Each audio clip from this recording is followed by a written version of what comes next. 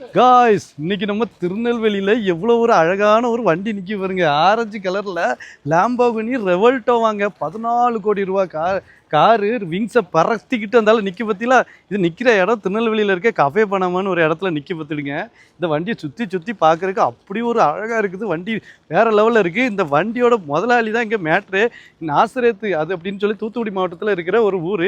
அந்த ஊரில் இருந்து மைசூருக்கு போய் தொழில் பண்ண ஒரு அண்ணன் தான் வந்து இந்த வண்டியை வச்சிருக்கிறாங்க. V12 இன்ஜின் வச்சுக்கிட்டு இது அட்டகாசமான வண்டி. கர்நாடகாவிலேருந்து நம்ம திருநெல்வேலி மக்கள் பார்க்கறதுக்காக கொண்டு வந்திருக்காங்க. திருநெல்வேலியிலேருந்து வெளியூருக்கு போய் அது ஒரு பெரிய ஒரு சாதனை பண்ணவங்க இந்த காரை வச்சுருக்காங்கன்னு நினச்சி பார்க்கும்போது சூப்பராக இருக்குது. இந்த வண்டியை பாருங்கள். ஃபஸ்ட் டைம் நான் லைஃப்பில் இந்த லாம்போகினியை நேரில் பார்க்குறேன். இதுக்கு முன்னாடி வீடியோவில் பார்த்துருக்கோம், ஏதாவது பார்த்துருக்கோம். மற்றபடி ஃபஸ்ட் டைம் வந்து பார்க்குறோம். இந்த பக்கம் பார்த்தீங்கன்னா 4 குழாய் இருக்குது. பக்கத்தில் வண்டி நின்று 1 மணி நேரத்துக்கு மேலே ஆச்சு.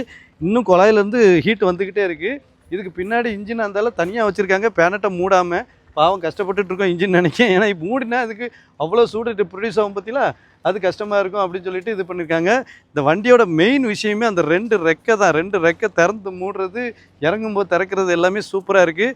எத்தனையோ இடத்துக்கு போயிருக்கோம், எத்தனையோ ஊர் நாட்டுக்கும் போயிருக்கோம். பட் அதெல்லாம் ரன்னிங்கில் பார்த்த வண்டியாக இப்போ நேரில் என் பக்கத்தில் பார்த்துட்ருக்கோம். இது எப்படி எக்ஸ்பீரியன்ஸ் இருக்குன்னு என்னால் சொல்ல முடியல. ஸோ இந்த வண்டியை உங்களுக்கு பிடிக்கும் அப்படின்னு நினச்சினா கீழே கமெண்ட் பண்ணிட்டு போங்க, சரியா?